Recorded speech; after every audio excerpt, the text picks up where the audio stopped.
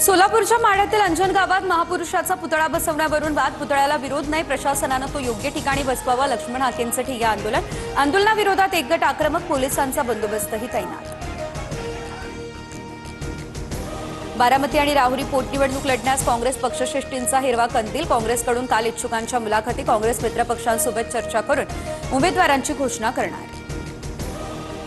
पोटनिवडणुकीसाठी काँग्रेसला वंचित बहुजन आणि रासपचे साथ. काँग्रेस आज ठाकरे शिवसेनेसोबत, पवारांच्या एनसीपी सोबतही काँग्रेस चर्चा करणार.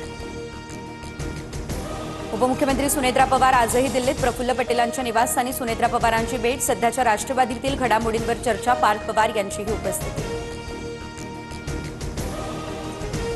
नागपूर आणि अमरावतीमध्ये गॅस सिलेंडरसाठी नागरिकांच्या रांगा. नागपूरच्या घोगलीमध्ये गॅस वितरण बंद, तरीही गर्दी. ऑनलाईन नंबर लागत नाही, त्यामुळे ग्राहकांचा मनस्ताप.